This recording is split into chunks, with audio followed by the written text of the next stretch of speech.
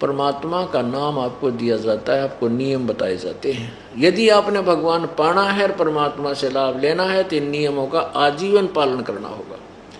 अगर आप नहीं कर सकते और आपने ये ब्राह्मणी करवानी है तो आपकी मौज। ये नियम ऐसे नहीं जो आप नहीं कर सकते। मानता हूँ ये कुछ डिफिकल्ट इस कारण से हो गए कि अन्य समाज इन नियमों के विरुद्ध ही चल रहा है, और एक घर में एक या दो सदस्य उपदेश लेता है, उसको कुछ दिन दिक्कत अवश्य आएगी, क्योंकि वो विरोध बहुत करते हैं। करने दो, परमात्मा तभी निकट रहेगा आप भगवान की मर्यादा पर खरे उतरोगे। नियम टूट जाने से बहुत दुख होगा। जैसे सीता जी को श्री रामचंद्र जी और लक्ष्मण जी ने बता दिया था कि हम, जैसे वो जंगल में थी, एक कुटिया बना रखी थी, और वहाँ एक रावण का मामा मारीची एक मृग का रूप धारण करके वहाँ बोई गई जो बाड़ी बगीची थी सीता जी की, उसको तोड़ रहा था, सोने का मृग बन गया। तो सीता जी ने उस मृग की इच्छा व्यक्त की थी, मुझे जीवित या मृत ला कर दो, हठ कर लिया। तब उसको जाते समय लक्ष्मण जी ने कहा था कि ये मैं इस कुटिया के चारों तरफ एक मंत्रित रेखा खींच के जा रहा हूँ, इस रेखा को पार मत करना। इसे पार करोगी तो यह जंगली जानवर या कोई निकम्मी आत्मा आपको हानि कर सकती है, इसके अंदर कोई नहीं आएगा। अब सीता ने उस समय तो स्वीकृति दे दी। फिर उसी समय रावण आया एक साधु रूप बना के, और जो ही रावण अंदर कुटिया के निकट आने लगा, उस रेखा को पार करना चाहा, तो उसमें से एकदम अग्नि की लपट निकली, जैसे उसको भस्म कर देंगी। तो 10 कदम दूर रावण दौड़ के गया बैक, और सीता से कहा कि माई भिक्षा दो। तो सीता ने कहा था कि आप यहाँ आके ले जाओ कुटिया के पास। जब वो आगे आने लगा तो एकदम रेखा में से, लक्ष्मण वाली रेखा से एकदम वो लपटे निकली, तो भाग के दूर चला गया। कहने लगा, माई तूने ये क्या कर रखा है, मुझे मरवाना चाहती थी, मुझे तुझे श्राप दे दूंगा, यहाँ आकर दे भिक्षा देनी है तो।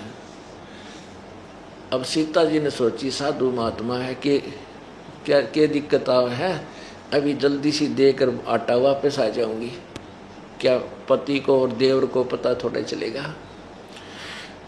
अब वह तो उसकी नालायक सोच थी। वह बड़ी बूझ थे जो ये कह के गए थे वैसे बाहर मत निकलना, तो उस फट गई ले काटर रेखा से बाहर गई थी। रावण ने ठठा ली और पटकी वहां लखा बाग में जाके अपनी बिरानमाटी करवाई, लाखों करोड़ों व्यक्ति मरवा दिए उस एक नालायक ने जरा सी मर्यादा उल्लंघन करके।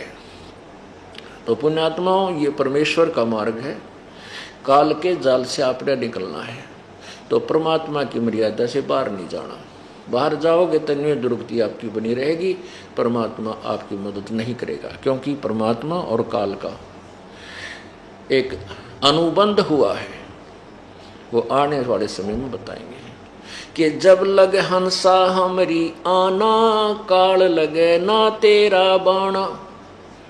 कि जब तक मेरी प्यारी आत्मा मेरी मर्यादा में रहेंगी तब तक काल तेरा अटैक, तेरे द्वारा छोड़े गए जो चोट है, किसी का बेटा मार दे, किसी की बेटी मार दे, किसी की टांग कट गई, किसी का कैंसर होगी, किसी के और हानि कर दी, कि तब तक जब तक वो हंस मेरी मर्यादा में रहेगा तेरा कोई तीर बाण मेरे हंस पर नहीं लग सकता। वो सुरक्षा कवच दे दिया भगवान ने इन नियमों का, और इनको तोड़ोगे तो लक्ष्मण वाली रेखा तुमने तोड़ दी, फिर काल तुम्हारा कुछ भी कर सकता है।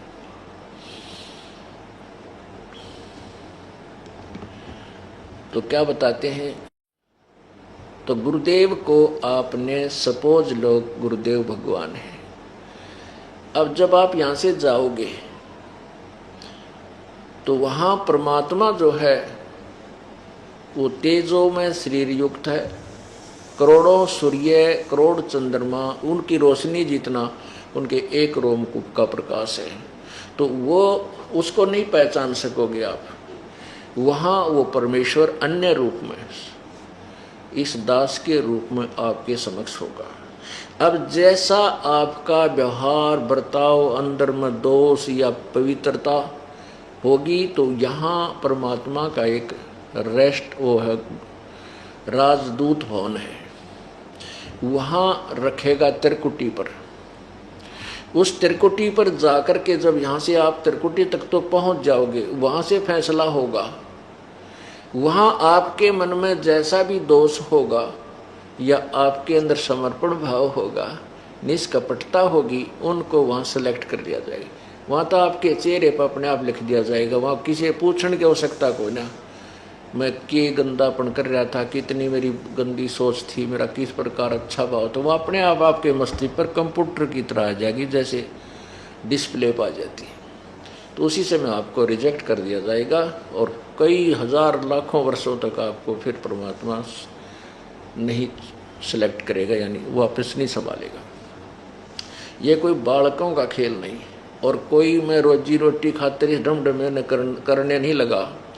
परमात्मा की दया हुई, इस ज्ञान से परिचित हुआ। इस परमात्मा का यहाँ असंख्यों जन्मों से हम भटक रहे हैं, भुगत रहे हैं। ऐसे दीर्घ रोग को कटवाने के लिए हमने परहेज जरूर रखने पड़ेंगे। यदि हम परहेज नहीं रखेंगे तो औषधि काम नहीं करेगी। तो इसलिए परहेज रखना अति आवश्यक है, नियमों का पालन करना अति आवश्यक है। बीड़ी शराब मांस तम्बाकू कभी छूना, ना पीना, ना पिलाना, ना किसी का सहयोग देना। चोरी ठगी जारी रिश्वतखोरी 2 नंबर का काम भूल के नहीं करना।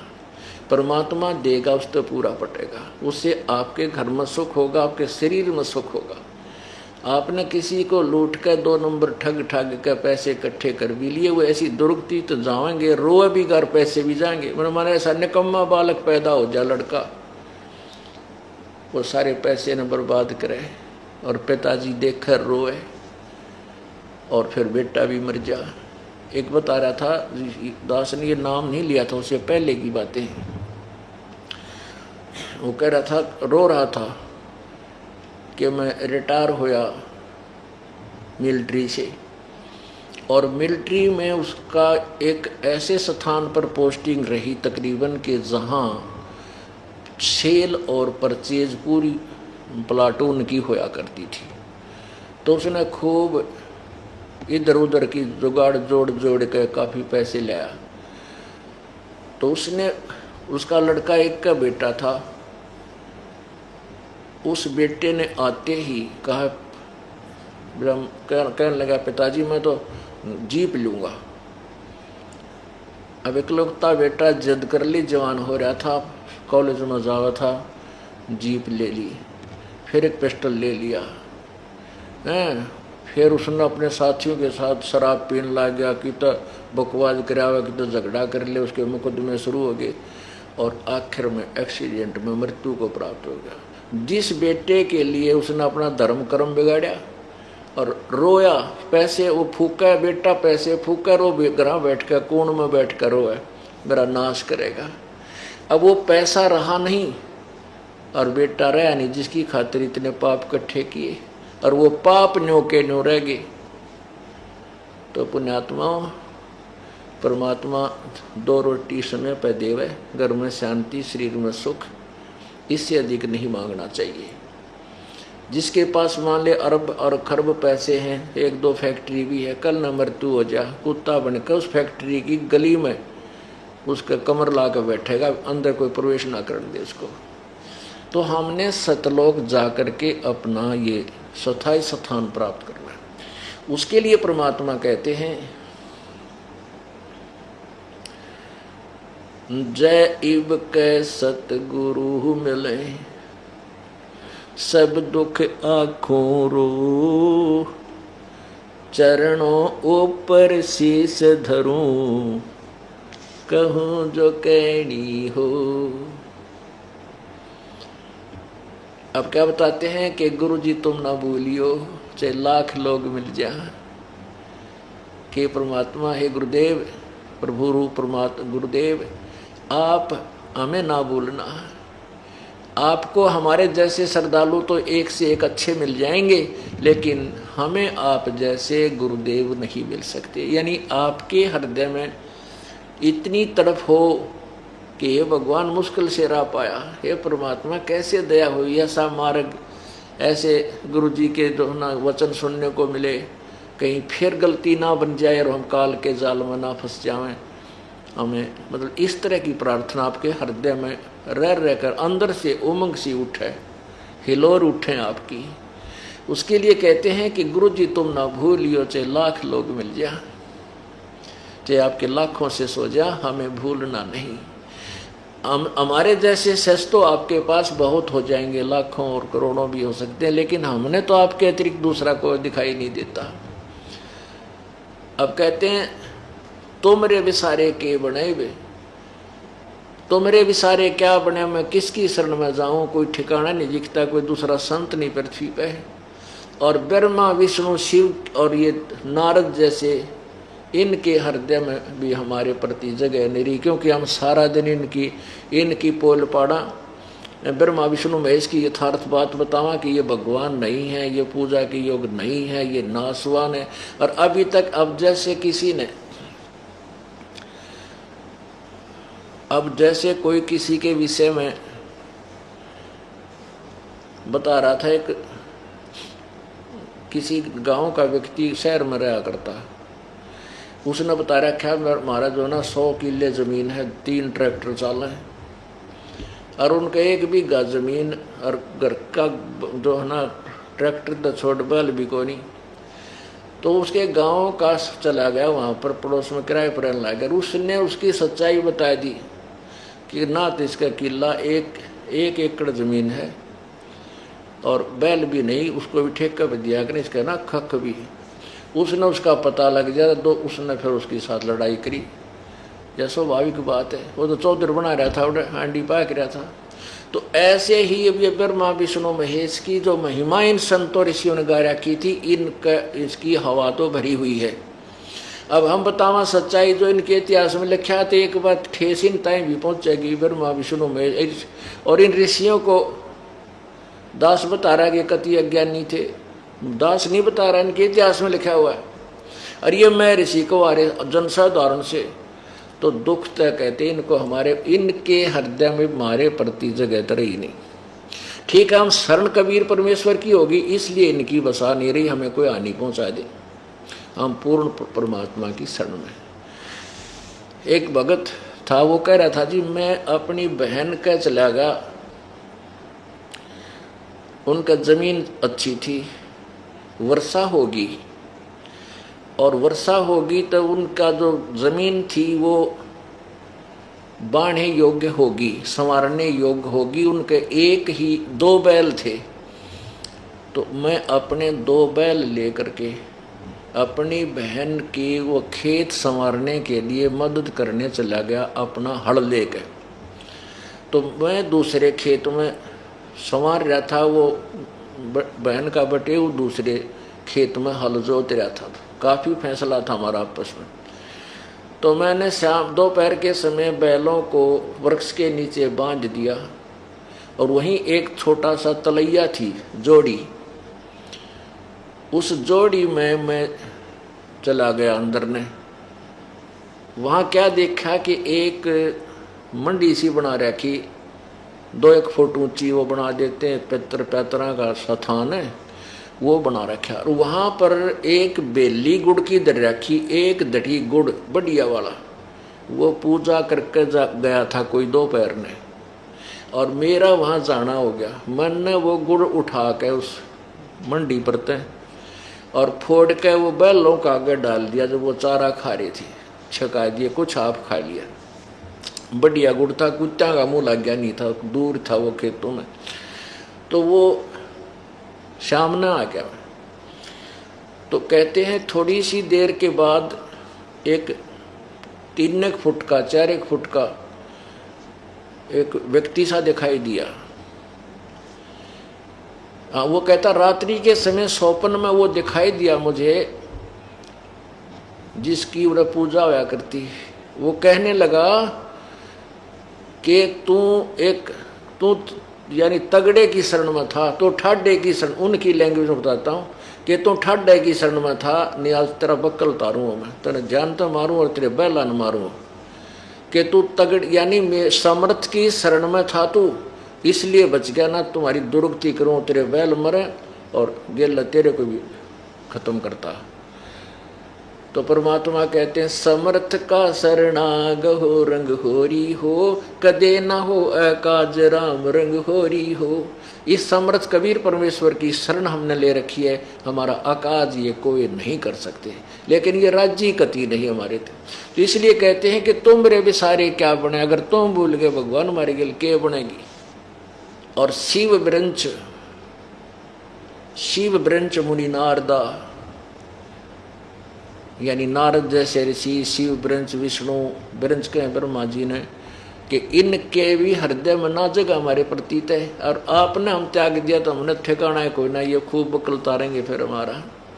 और गुरु कब त्यागेगा आपको, जब आप कति ढीठ हो जाओगे, 1 व 2 व 3 व 4 व बार बार नाम खंड करोगे, फिर आप रिजेक्ट हो जाओगे, फिर चाहते भी रहना। तो इसलिए आप इस डर के मारे प्रभु के चरणों में सतर्क रहो, सावधान रहो कि कहीं भगवान पैर ना फिसल जा और काल का दाव लग जा। आपको साथ साथ ये फाउल पॉइंट बताए गए हैं। अब हम उस प्रसंग पर आते हैं। परमेश्वर कबीर देव जी, कबीर प्रभु जी चारों युगों में आते हैं और प्रत्येक युग में वे एक पूरा जीवन एक मनुष्य सदृश रह करके, जीवन पूरा करके, भूमिका करके सशरीर आते हैं, सशरीर चले जाते हैं। सतयुग में परमेश्वर कबीर जी सत्सुकृत नाम से अवतरित हुए थे, प्रगट हुए थे, और वो उस समय छोटी आयु में ही अपने इस तत्व ज्ञान का प्रचार प्रारंभ करने लगे, क्योंकि परमात्मा शिशु रूप में प्रकट होते हैं। जब वो एक तत्वदर्शी संत की भूमिका करने आते हैं, तब एक लीला करते हैं, प्रत्येक युग में एक शिशु रूप धारण करते हैं, और फिर उनको एक निसंतान दंपति उठाकर ले जाता है, उनकी परवरिश करते हैं। जैसे सतयुग में जो परमात्मा प्रकट हुए एक कमल के फूल पर, एक झील में, एक सरोवर के अंदर, वहाँ से एक विद्याधर नाम का ब्राह्मण और उसकी पत्नी दीपिका वो आ रहे थे। रास्ते में उनको वो बालक, वो निसंतान थे, वो बालक कमल के फूल पर दिखाई दिया, उस बच्चे को उठा कर ले आए, उनकी परवरिश की। उस बच्चे ने दूध नहीं पिया, जलपान नहीं किया, और स्वस्थ ऐसे थे जैसे बच्चा प्रतिदिन किलो दूध पीता हो। 25 दिन हो गए उसने जलपान नहीं किया। तो उधर से उस ब्राह्मण दंपति ने, ब्राह्मण और ब्राह्मणी ने बहुत दुख हुआ कि हे भगवान, मुश्किल से ये बालक मिला था, अब ये मरेगा। ऐसे ही परमात्मा ने लीला की, और विद्याधर और दीपिका प्रभु से अर्ज करती रही। तो उस समय परमेश्वर ने, वो जो विद्याधर और दीपिका थी वो भगवान शिव की उपासक थे, तो उन्होंने अपने, और उन्हीं से, क्योंकि हम जिस भी इष्ट की पूजा करते हैं, हमारा जो भी कोई मंगल होता है, हम उसी की देन मानते हैं। अब इसी प्रकार वो भगवान शिव की पूजा करते थे। वे ब्राह्मण थे, और सतयुग में ब्राह्मण वेदों को जिस आपने समझ रखा, इन्होंने समझा था, वो आपके समझ कल बता दिया था कि इन्होंने वेद ज्ञान नहीं था, फिर भी वेदों के अनुसार वो कोई शिव भगवान का, वेदों में शिव नाम लिखा है। शिव का, शिव प्रभु की उपमा है। शिव का अर्थ होता कल्याण करने वाला प्रभु, यानी मोक्षदायक। इन्होंने इस काल के पुत्र को, शिव को ही मंगलकारी मान लिया और इसी की पूजा प्रारंभ कर दी। तो भगवान शिव जी वहाँ पर प्रकट हुए एक ब्राह्मण रूप में। तो उस शिव रूप ब्राह्मण से ऐसे चर्चा की, क्योंकि परमात्मा कोई भी कार्य करता उसको निमित्त बनाकर ही चलते हैं, ताकि ये भक्त, यदि परमात्मा आते ही मेरे चमत्कार दिखा दे, अनहोनी करने लग जाए, तो उसको जादूगर का नाम दे करके उससे दूर भागने लग जाए। काल का बड़ा भयंकर जाल है कि तो जादू तंत्र जानता है, तो यूँ करता है, ये तो और कुछ भी कर देगा, तुम्हारे बच्चों को बहका लेगा। तो इसलिए वो बच्चा दूध नहीं पी रहा था। तो उस शिव जी जो है ब्राह्मण रूप में उपस्थित था, उन्होंने ब्राह्मण ने, उस शिव रूपी ब्राह्मण ने उस विद्याधर ब्राह्मण और ब्राह्मणी से पूछा कि आप क्यों इतने चिंतित हो, कारण क्या है। तो उन्होंने कारण बताया कि ये बच्चा हमारे भगवान शिव की कृपा से हमें मिला है, और आज ये 20-25 दिन से कुछ खा पी नहीं रहा है और ये मर जाएगा। इसमें ममता हमारी अधिक होगी, हम भी शायद जीवित ना रह सकें। तो परमेश्वर कबीर जी ने, उस ब्राह्मण रूपधारी शिव ने कहा कि वो बच्चा दिखाओ। ज्यों ही उन्होंने उस बच्चे को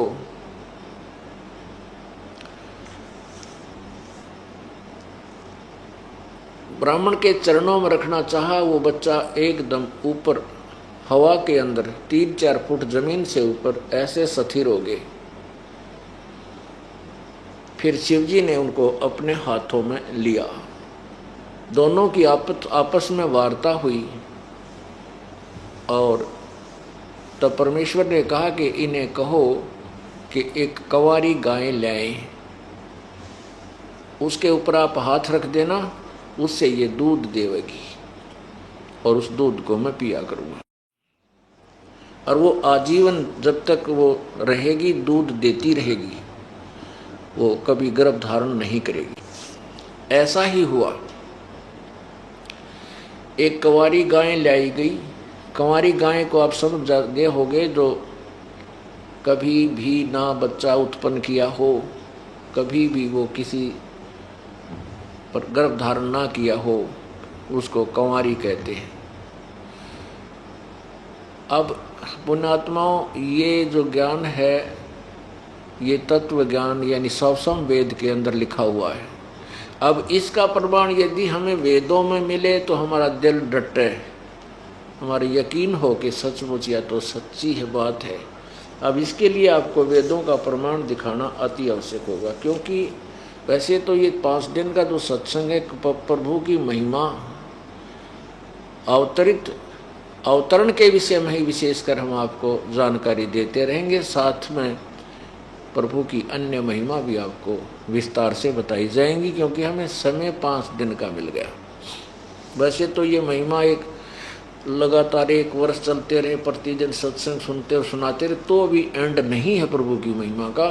फिर भी हमने काम चलाओ, आपको हमें ज्ञान हो जाएगा, हम अपना जो ना मोक्ष प्राप्त कर सकते हैं। अब जैसे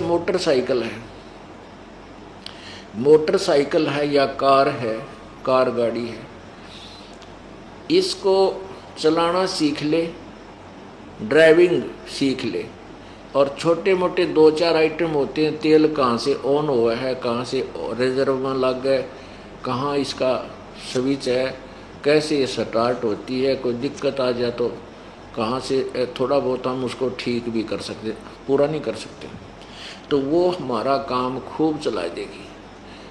तो हमने अगर इंजीनियर बनना है फिर तो लंबा समय लगेगा, लेकिन उस गाड़ी से हम काम ले सकते हैं, इतनी जानकारी प्राप्त कर। तो आपको इस राम नाम की गाड़ी चलाने योग्य इसको प्रयोग करने योग्य ज्ञान ही दिया जाएगा। पूरा ज्ञान तो बहुत समय लग जाएगा आपको, उसकी आपको आवश्यकता भी नहीं है, क्योंकि मैकेनिक बहुत हैं, उनसे ठीक कराओ और अपना फिर मारे के चाल पड़े। तो आपकी राम नाम की गाड़ी आपको दे दी है, चलाने योग्य शिक्षा भी आपको यहाँ दी जा रही है। डिफेक्ट आवा तो यहाँ बैठे हम मैकेनिक, यहाँ जाओ, इनको ठीक फिर करके फिर चलती कर देंगे।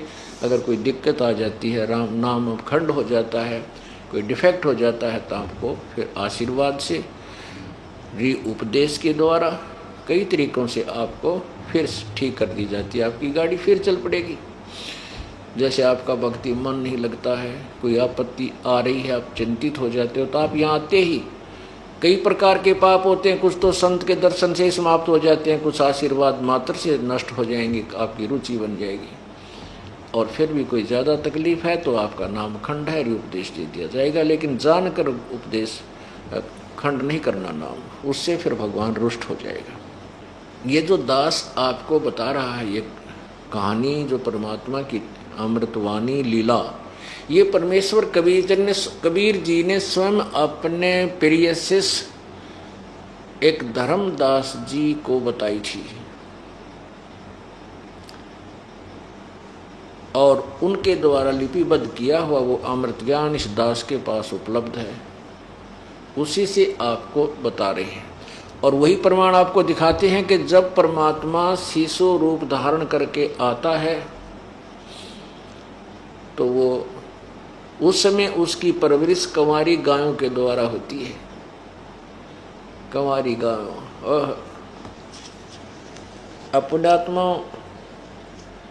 अब आपके समक्ष पवित्र ऋग्वेद मंडल नंबर 9 सूक्त नंबर 1 मंत्र नंबर 9 को दिखाते हैं, जिसमें स्पष्ट किया हुआ है कि जब वो अमर पुरुष जब शिशु रूप धारण करता है, उसकी परवरिश की लीला कंवारी गायों के द्वारा होती, कंवारी गायें करती है।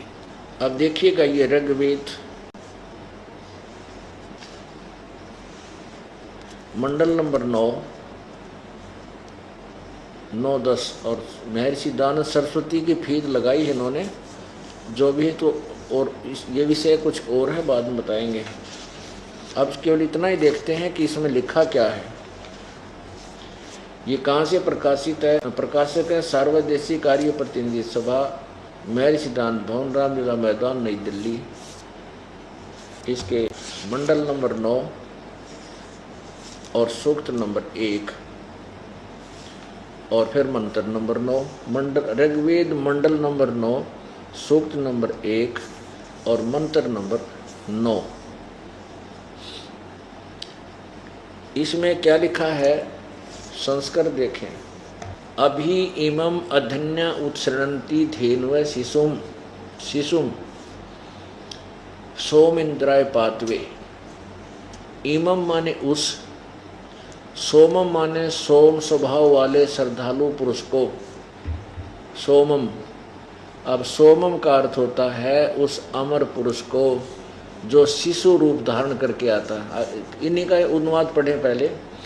उससे सोम स्वभाव वाले श्रद्धालु पुरुष को कुमार अवस्था में ही सब प्रकार से अधन्या, अभी माने पूर्ण रूप से, अधन्या माने अहिंसनीय, बिना धनाई, अभी अधन्या यानी बिना धनाई गायें। बिना धनाई उसको कहते हैं जो जिसने कभी भी गर्भ धारण ना किया हो, बिना गर्भ धारण ना किया हो। और अभी माने पूर्ण रूप से, यानी कभी भी, जो अर्थात कंवारी। अभी अधन्या धेनव, गौएं, गौवे, गौवे यानी तृप्त करती है। अब देखो, इन तो वो है कि जिस व्यक्ति ने कभी रामायण की कहानी ना सुनी हो और तुलसीदास जी के दोहों का श्लोकों का अनुवाद करने लग ज़्यादा अड़ंगा करेगा, ये वो ज्ञान हो, ये कहानी हो, तो वो श्लोक अपने आप अनुवाद होते चले जाते हैं। अब देखना, ये इन गेलियाँ बन गई। इन सृष्टि रचना का पता नहीं था, इन अनुवादकर्ताओं ने, महर्षि सिद्धानंद और उसके अनुयायियों ने सारा गो अड़ंगा कर दिया इसका। अब देखो क्या है इसका सच्चाई क्या आती है सामने। इमम माने उस, सोमम माने अमर पुरुष यानी परमात्मा जो शिशु रूप में आता, शिशु रूप, उस अमर परमात्मा जो शिशु रूप में धारण करता है, कुमार अवस्था में होता है, उस सभी प्रकार से अधन्य उसकी तृप्ति अभी अधन्या यानी पूर्ण रूप से कभी भी सांड के द्वारा परेशान ना की गई हो, अर्थात कंवारी धेनव माने गौओं से होती है, वो गौवें करती हैं। इसका यो अर्थ था और ज़्यादा लंबा चौड़ा है नहीं। इन्होंने अड़ंगम सड़गम कर जैसे हे बिलोगो जैसे मैं तो हवी बिजली के समान या क्या का के बना के दर दिया, जबकि सिंपल सा था अग्नि तनुरसी विष्णुवे तो सोमस्य तनुरसी, 2 अक्षर की बात थी। अब इसे सिद्ध हो गया कि इसका समर्थन हमारे वेद भी कर रहे हैं। पवित्र वेद के परमात्मा जब बालक रूप धारण करके आता है, उसकी परवरिश कंवारी गौओं के द्वारा होती है, कंवारी गायों से होती है। वो दूध देती हैं तब वो परमात्मा उनको, और वो दूध उन मावे कितने सतलोक से, है सतलोक से आता था, परमात्मा उसको ग्रहण करते थे। अब ये आध्यात्मिक मार्ग है। इन अज्ञानी ऋषियों और नाड़ी गुरुओं ने परमात्मा से होने वाले गुण तीन तो मिले को ना श्रद्धालुओं को, फिर इन्होंने परिभाषा बदलनी शुरू कर दी कि भगवान पाप नहीं काट सकता। परमात्मा वाह वही वाह, भगवान पाप काट दे तो फिर रह गया क्या, कर्म तो भोगना ही पड़ेगा। अब वो बेचारे श्रद्धालु उनके पीछे लगे रहे। और वो क्या कहते थे, जैसे दुखी आदमी जाते हैं, दुखी व्यक्ति जाता है परमात्मा की तलाश में, गुरुजी के पास जाता, गुरुजी जाते ही कहता है भी क्या कष्ट है, ये दुख है, ये कर दिए, ऐसा कर दिए, 105 रुपये धर दे, फलाना बोल दे, ये मंत्र जाप करता रहना। और जब कुछ भी नहीं होता है, लाभ नहीं होता है, फिर कहता है बेटा प्रारब्ध तो भोगना ही पड़ता है, ये तो तुझे तेरे प्रारब्ध में लिखा है तो भोग तुझे भोगना ही पड़ेगा। फिर वो क्रिया किस लिए बताई थी, जो पहले जंतर मंत्र बताया था वो किस लिए बताए, वो रोजी रोटी के लिए बताए कि धक्के खाए जा और तेरा काम चला रहे, तेरी पूजा होती रहे। अब भले पुरुषों वो क्या फिर कहते हैं, बेटा ये प्रारब्ध का भोगता तुझे भोगना ही पड़ेगा, आपको भविष्य में दुख ना होंगे, आगे सुख हो जाएगा। अरे तेरा गजब हो। अब किसी के पैर में कांटा लग गया हो और उसको कोई सलाह दे, राय दे, कांटा तो भाई निकला नहीं, जूता पैर ले रास्ते में, फिर कांटा ना लगेगा। अरे फूटे भाग तेरे, पैर में कांटा लगे पैर में जूता पैर के दिखाओ, कोई पहन नहीं सकता, वो तो कांटा निकले। और फिर भी मन मानो 2 दिन पाछे जूता स्वभाव है। यानी पुण्यात्माओं आप यहाँ आओगे, परमात्मा आप पर मेहर करेगा, आप पर लगे हुए कांटों को अपनी कृपा से निकालना शुरू करेगा। और फिर आपको ये सत भक्ति रूपी राम नाम का जूता दिया जाएगा। फिर आप जब आप सुखी हो जाओगे, जैसे किसी के पैर में कांटा लग गया, जबरदस्त पीड़ा होती है, फिर वो बहुत सावधानी बरत्या करे, जूता नहीं निकाला जल्दी सी, कदे फिर ना लग जाए। तो ऐसे ही जो दुखी प्राणी यहाँ आते आते सुख होगा, क्यों, भगवान के गुणों में लिखा। किसी प्रकार का भी कष्ट आपके ऊपर, किसी प्रकार का रोग है, परमात्मा सब कुछ ठीक कर सकता है। चाहे आप पर किसी प्रकार की आपत्ति है, किसी प्रकार का काम बिगड़ा पड़ा आपका, तुरंत ठीक करेगा। ये परमात्मा के गुणों में लिखा है। और ये अज्ञानी ऋषि महर्षियों ने अपनी दंत कथा बनाकर लोगों को भ्रमित कर दिया कि भगवान ऐसा नहीं कर सकता। भगवान नरसिंह जी जो सेठ था, उसकी हुंडी यानी उसका ड्राफ्ट कैश भगवान ने आके नहीं किया। ये झूठ बोलते हैं, ये सब बनावटी बातें हैं, बकवादे हैं, ऐसा कुछ नहीं हो सकता। तो ये भोले व्यक्तियों ने ये सोचा भी महर्षि जी और गुरु जी ये बता रहे सत्य होगी, तो उस अज्ञान सिद्धांत के आधार पर ये जनता नास्तिक होने लगी, गोटी सूटी लाने लग गए या भक्ति से विमुख हो गए और लाभ कोई मिला को। जबकि भगवान के गुणों में लिखा है कि परमात्मा जो चाहे सो कर सकता है। प्रत्येक प्रकार के कष्ट को दूर कर सकता है, प्रत्येक प्रकार के रोग को भी नष्ट कर सकता है। अब भगवान के गुण कहाँ लिखे हैं? वेद में, और सवसम वेद में, चारों वेदों में और सवसम वेद में। अब प्रसंग चल रहा है कि इन अज्ञानियों ने गट्ठा बैठा दिया कि परमात्मा ये नहीं कर सकता, वो नहीं कर सकता। अब आपको देखो, ज्ञान तो परमात्मा के परिचय के विषय में आपको मैं कंटिन्यूसली शब्द गा के, अन्य कथाएं सुना करके काफ़ी इंटरेस्टेड बना सकता हूँ, लेकिन ये दास चाहता है कि आपको साथ के साथ सदग्रंथों से परिचित कराऊं, ताकि आप फिर मार ना खा जाओ, इन काल के दूतों के हाथ ना लग जाओ। इसके लिए देखिएगा यही ऋग्वेद, वैसे ऋग्वेद इसमें दिखाएं पहले, जो आपको पहले वाला दिखाया था,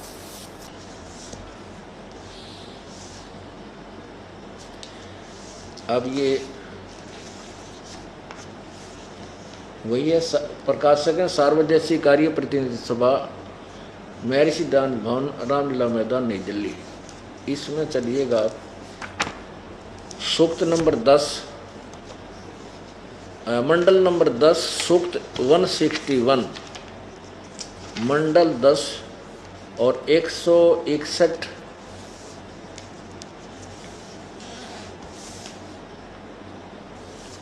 सूक्त का मंत्र नंबर 2, ये देखिएगा। ऋग्वेद मंडल नंबर 10 सूक्त 161, और यहाँ लिखा है इसका अनुवाद, यदि रोगी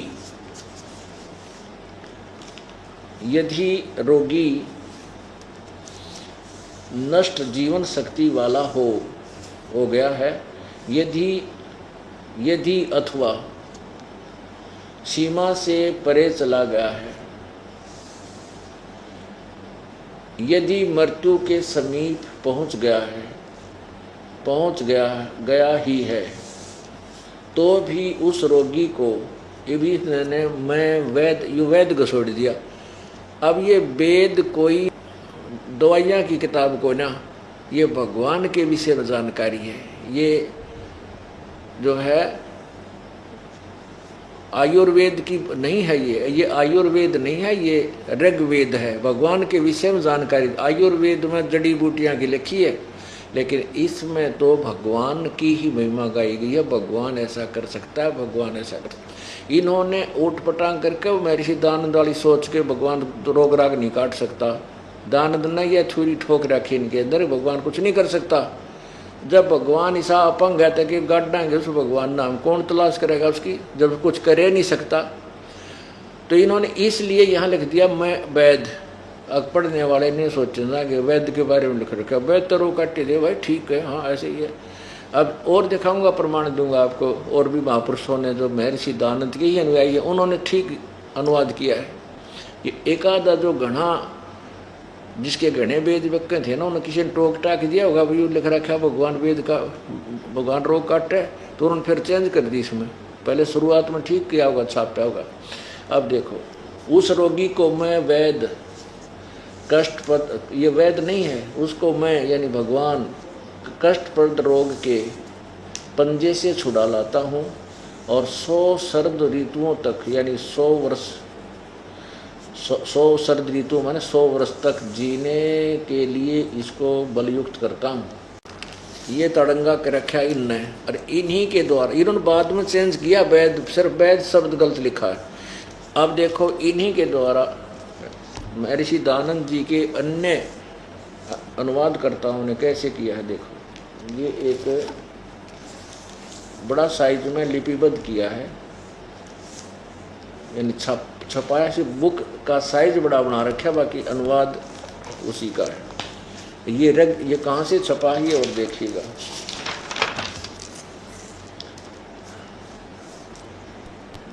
प्रधान कार्यालय वेद मंदिर, महात्मा वेद भिक्षु सेवा आश्रम, लेखराम नगर,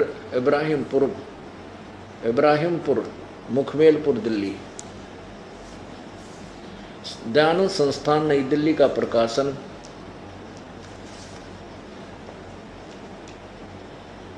ये नई दिल्ली से प्रकाशित है।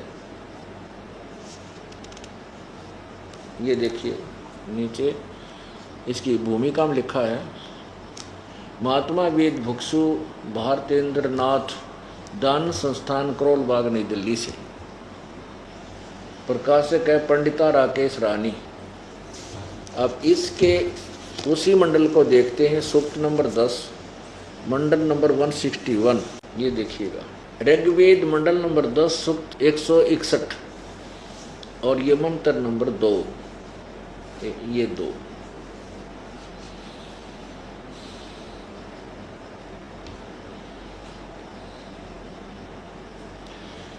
ये इसमें लिखा है कि यदि किसी रोगी का जीवन शक्ति समाप्त हो, यदि वह सीमा से भी परे हो गया है, यदि वह मृत्यु के सन्निकट पहुंच चला गया है, तो भी उसे मैं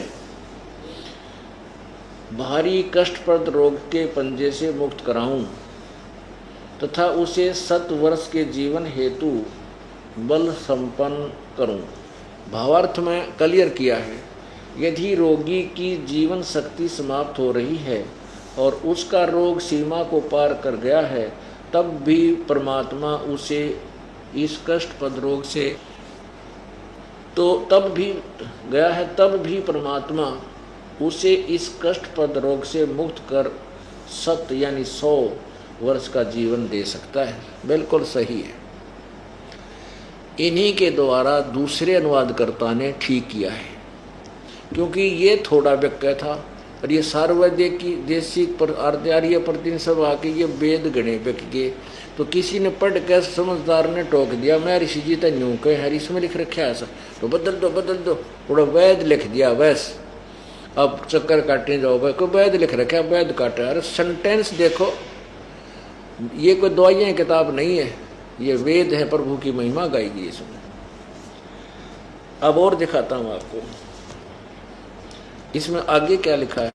इसमें आगे लिखा है 5वें मंत्र में, इसी ऋग्वेद मंडल नंबर 10 के सूक्त 161 के 5वें मंत्र में परमात्मा कहता है कि हे पुनर्जन्म प्राप्त प्राणी, के परमात्मा की शरण में आने से यदि तेरा जीवन नष्ट, तेरा आगे शेष जीवन ही ना रहा हो और तेरी मृत्यु भी हो जाए, तो भी मैं तुझे पुनर्जीवन दे दूं।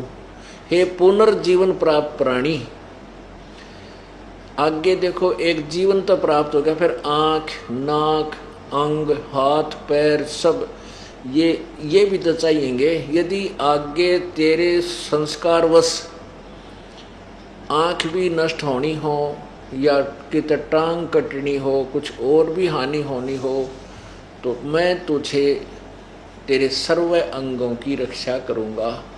हे पुनर्प्राप्त प्राणी, तो मेरी शरण में समर्पण हो और जैसे भी मेरा संत तुझे विधिवत साधना बताए, सत साधना कर, और फिर मैं तुझे मिलूं, प्राप्त भी होऊंगा और तेरे सभी अंगों की मैं रक्षा आजीवन करूंगा।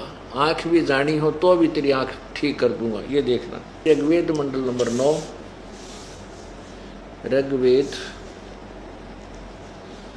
ऋग्वेद मंडल नंबर 10 सूक्त नंबर 161। ये आपने दूसरा मंत्र पढ़ा, अब 5वां देखो।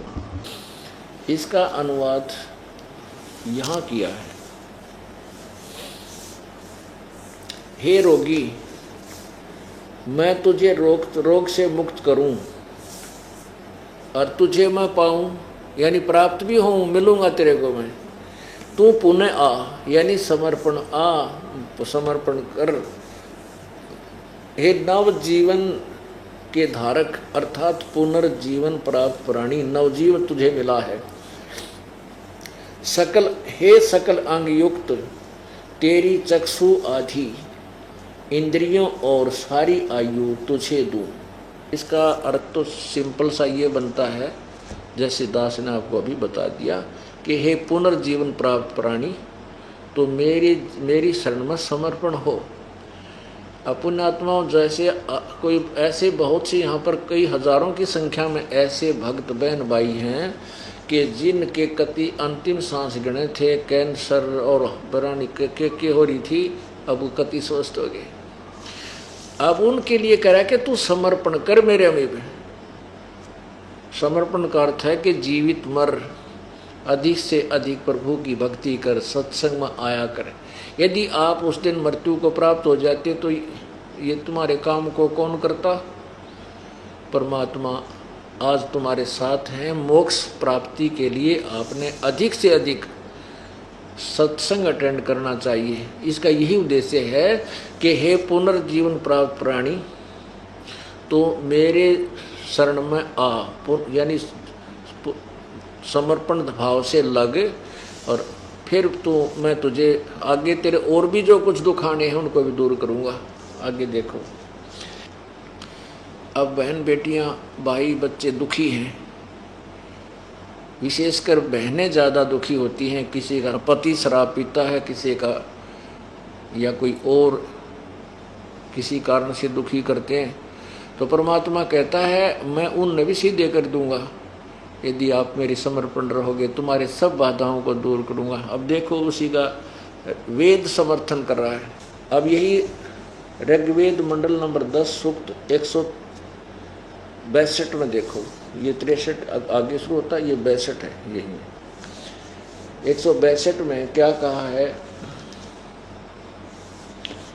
इस 5 में 161 के 5 में ना 62 के 5 में, हे नारी, जो तेरे पास तेरे भ्राता के रूप में अथवा पति से व प्रेमी बनकर प्राप्त होता है और जो तेरी प्रजा का नाश चाहता है, हम उसे यहाँ से भगाएं।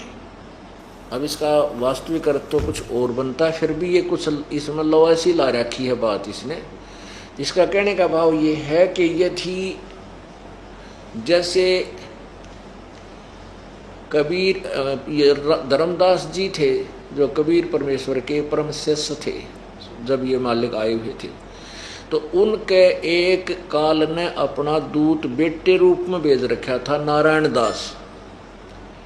वो बेटे रूप में नारायण दास पहले ही इन एडवांस भेज दिया था कि यो भक्ति करण का आदमी दिखा है, कभी भगवान आए थे उस तत्वदर्शी संत से की हुई कमाई युक्त है, और इसके घर में काल ने अपना दूत भेज दिया पक्का कि यो इसने भक्ति कर नहीं देगा और इसकी बिरान माटी रखे। और पुत्र, पिता की पुत्र में मोह घना होता है, तो इसलिए वो नारायण दास भेज रखा था। तो कबीर परमेश्वर जब धर्मदास को समझा रहे थे, धर्मदास जी परिचित हो गए, सतलोक में भगवान को देख भी लिया, तो समर्पण हो गए, प्रभु आप पूर्ण परमात्मा हैं। फिर अपने जब स्वयं ज्ञान समझ में आ जाता है, तो ये भक्त ने सोचा अपने भाई ने भी कह दूं, अपनी बहन ने भी बताऊं, पत्नी को भी बताऊं, पति को भी बताऊं, बेटे ने भी लाऊं शरण में, बेटी को भी लाऊं। तो नारायण दास अकेला ही पुत्र था। अब धर्मदास ने सोचा इस अपने नारायण दास बेटे को भगवान के चरणों में लगा दूं ना तो काल के मुंह में जाएगा। तो नारायण दास को धर्मदास ने खूब समझाया, बेटा भगवान आए हुए हैं। तो नारायण दास को क्यों, तो काल का दूत था बेटे रूप में। कहने लगा, पिताजी तेरा दिमाग खराब हो गया बुढ़ापे में, सारी उम्र तूने कृष्ण राम की गीत गुण गाए, राज तो 60 साल की उम्र में तेरा भेजा खराब हो गया।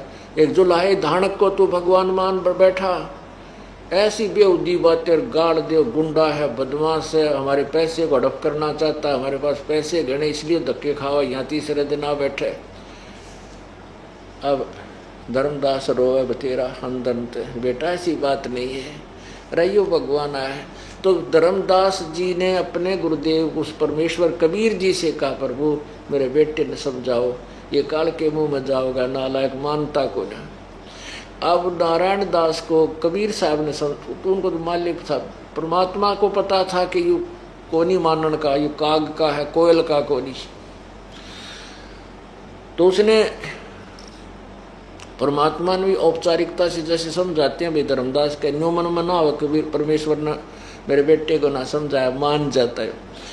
बहुत समझाया, कई बार आए, जय बार समझा, और वो मानने नहीं के पड़ा रहे, तू पता है जैसा तू ज्ञान जानता है, मत बात करे मेरा पिताजी को तने बहका लिया, तो पैसे ठगना चाहता है। अब धर्मदास रोए कि गुरु परमात्मा आप दया करो, ये तो गया काल के मुंह में।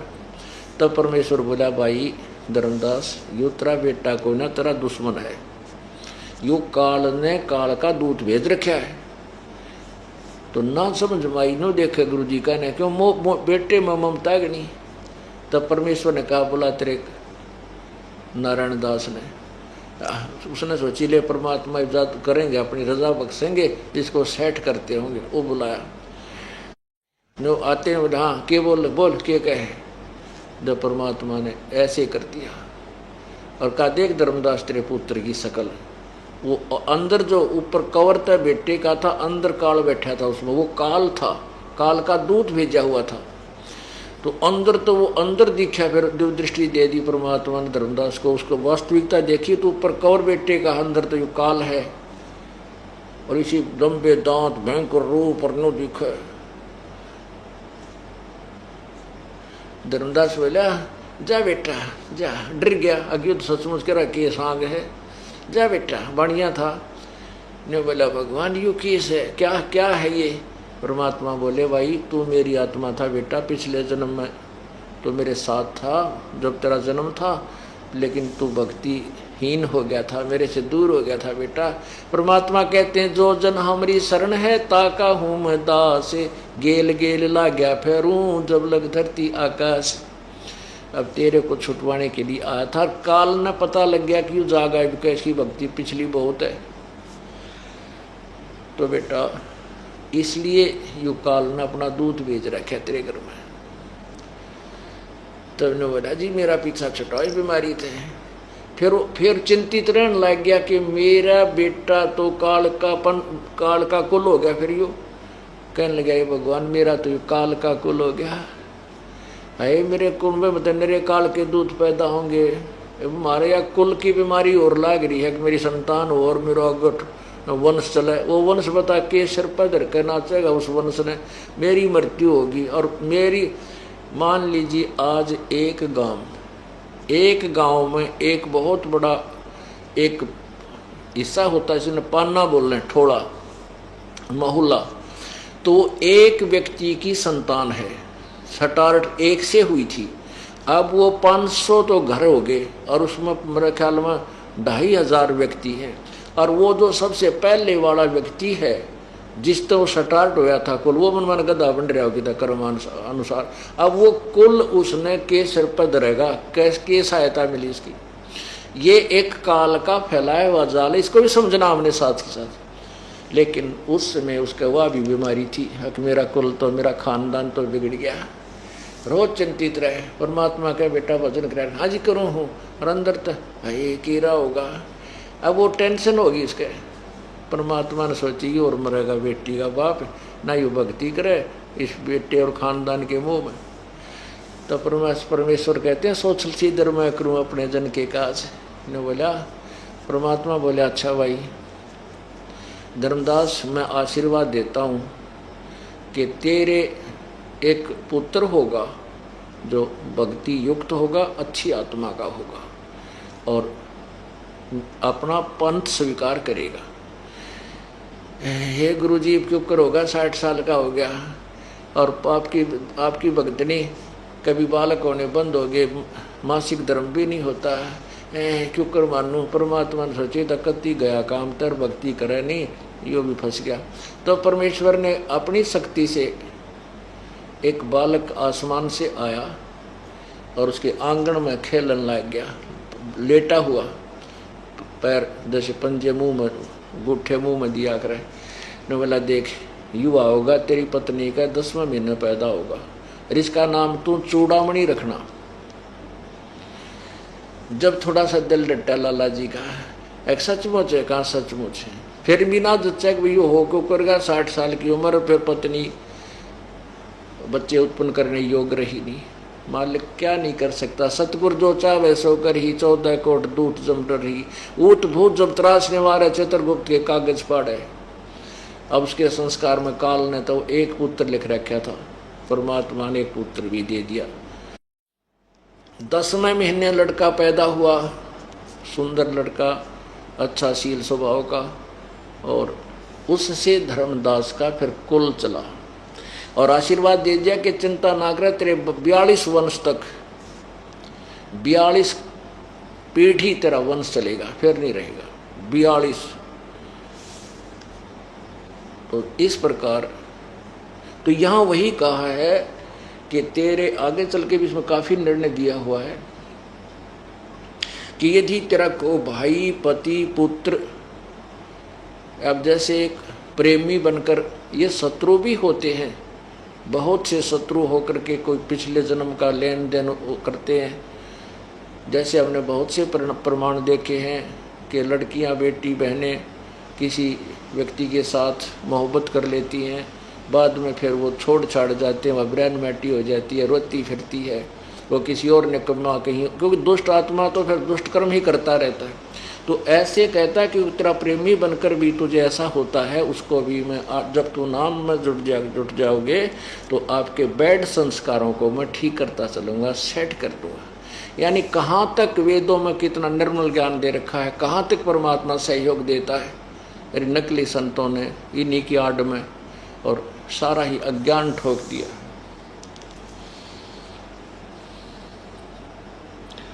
आगे देखो 163 सूक्त में, इसमें लिखा है, मैं तेरे नेत्रों में से एक्समा यानी जो बगाऊं, तेरे नेत्रों में से यक्ष्मा जो तेरी आँखों को नाशक करने वाला रोग है उसको भगाऊं, तेरी नासिकाओं और कानों से और तेरी ठोडी से भी यक्ष्मा को मिटाऊं, यानी नाश करने वाला बर्बाद करने वाला कोई रोग है। सिर से यक्ष्मा और मस्तिष्क से एवं जीव से भी मिटा दूं। बताओ क्या रह गया। कहते मैं तेरे किसी कहीं भी तेरे को, अक्षमा का अर्थ होता है वैसे नाशक, अक्षमा वैसे इसको कहते हैं जैसे अक्षय रोग जो नाश करता है। हम टीबी को जो है ना लाइलाज माना करते हैं, अब टीबी लाइलाज नहीं रही, ऐसी खोज होगी है।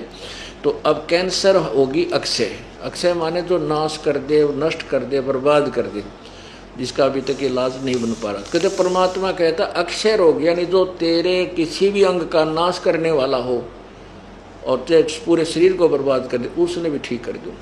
आगे देखो 2 नंबर में 163 के 110 नंबर मंडल के और सूक्त नंबर 163 और मंत्र नंबर 1 आपने पढ़ लिया। दूसरा देखो, ये दूसरा, हे रोगी तेरी भुजाओं में बैठे यक्ष्मा को ग्रीवा के सिरों से ऊपर की ओर यानी गर्दन से ऊपर जाने वाली धमनियों यानी नाड़ियों से, अस्थियों से व संधि भाग से, कंधों और बाहुओं से दूर करूं। तेरे कंधे में दर्द हो या किसी प्रकार का भयंकर रोग हो, गर्दन में हो, गले में हो, ऊपर किसी प्रकार उसको ठीक करूं। आगे देखो तीसरे में, तेरी अंतड़ियों से आत्मा में खराबी हो, गुदा नाड़ियों में यानी तेरा बवासीर वगैरह हो, एवं स्थूल आंतों से, हृदय से तेरा हृदय रोग हो, तेरे दोनों गुर्दों से, यकृत यानी लीवर से और हृदय से, उदर सचित अन्य भोजन पाचक तिल्ली आदि यंत्रों से यक्ष्मा को हटाऊं। आगे बहुत कुछ लिख रखा, कति एक अंग के ऊपर कहते मैं भगवान सब कुछ कर सकता हूँ। और पुण्यात्मा ननाड़िया निशा उल्टा पाठ पढ़ा रहा कि भगवान कुछ नहीं कर सकता, भगवान रोकेट क्या करे, हाँ वो कहाँ उड़ जाओ रोकेट क्या कर दे। ये भगवान की महिमा में सारा कुछ लिख रखा है कि वो के कर दे। कौन? कबीर देव, वो कबीर प्रभु। अब फिर हम उसी प्रसंग पर आते हैं कि परमात्मा चारों युगों में आते हैं। सतयुग में सत्सुकृत नाम से आए थे और उस समय उनकी परवरिश जब वो बालक रूप में थे तो कवारी गायों से हुई थी। ये वेद के मंडल या ऋग्वेद मंडल नंबर 9 सूक्त नंबर 1 के मंत्र नंबर 9 में स्पष्ट। सत साहिब। अगर आपको सत्संग वीडियो अच्छी लगी हो तो हमारे चैनल को लाइक करें, सब्सक्राइब करें। सत साहेब।